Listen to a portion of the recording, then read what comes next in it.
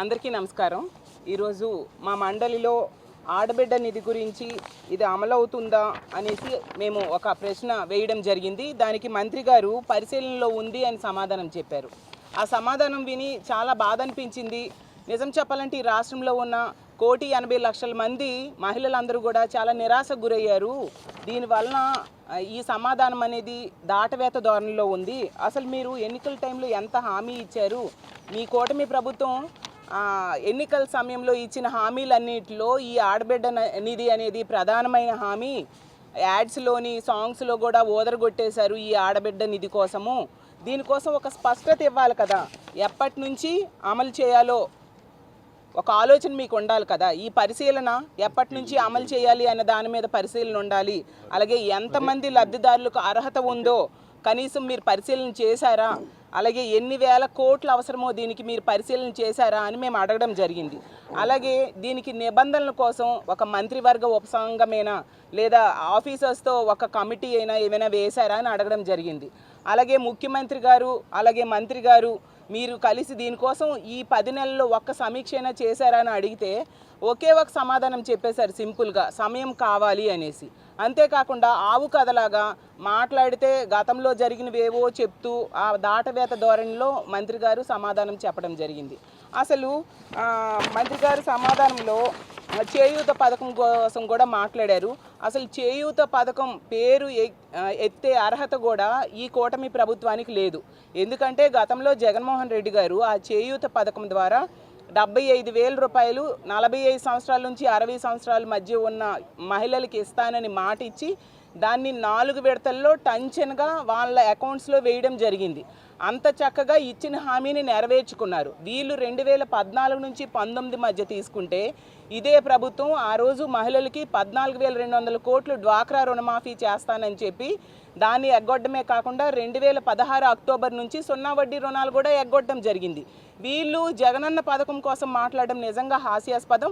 అసలు జగన్మోహన్ రెడ్డి గారు ముఖ్యమంత్రి అయ్యాక ఆసరా పథకం ద్వారా వీళ్ళు డ్వాక్రా రుణమాఫీ ఎగ్గొట్టారు కదా, వాళ్ళకి 2019 ఏప్రిల్ వరకు ఉన్న డ్వాక్రా రుణాలని 4 విడతలుగా మహిళల అకౌంట్లో వేయడం జరిగింది.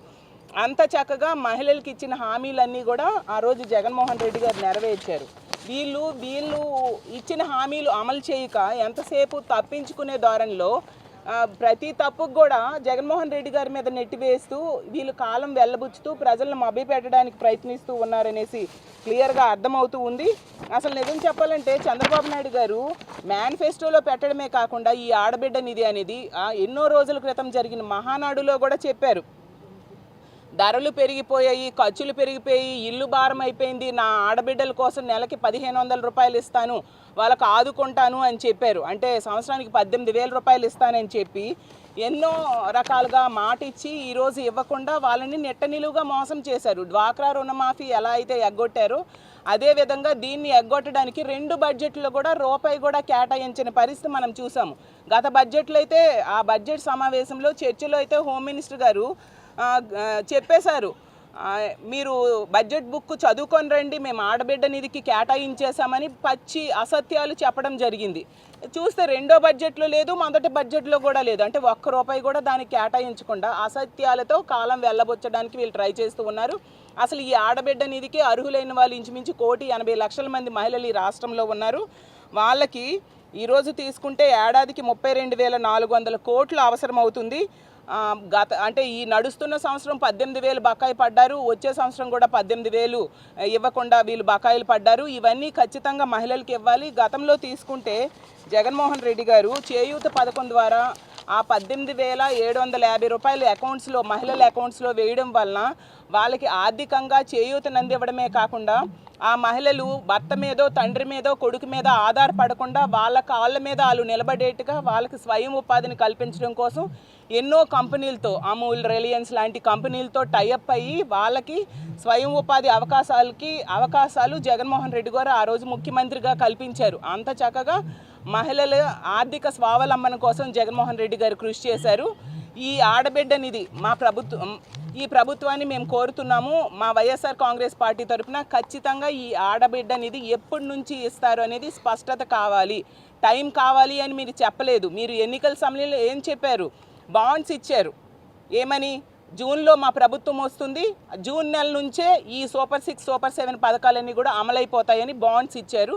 అవి ఇవ్వకుండా ఈరోజు ఇన్ని 10 నెలలు అయింది, నెక్స్ట్ బడ్జెట్ కూడా ఇవ్వలేదు అంటే 2 సంవత్సరాలు ఎగ్గొట్టడానికి ఆల్రెడీ ప్రణాళికలు వేసుకున్నారు. ఇది చాలా అన్యాయం. ఇది మహిళల్ని, ఈ రాష్ట్రంలో ఉన్న మహిళల్ని మోసం చేయడమే. మేము దీన్ని తీవ్రంగా ఖండిస్తున్నాము. ఖచ్చితంగా ఆడబిడ్డ నిధికి నిధులు కేటాయించి మహిళలకి ఆదుకోవాల్సిందిగా ప్రభుత్వాన్ని డిమాండ్ చేస్తున్నాను. Please subscribe Telugu politics.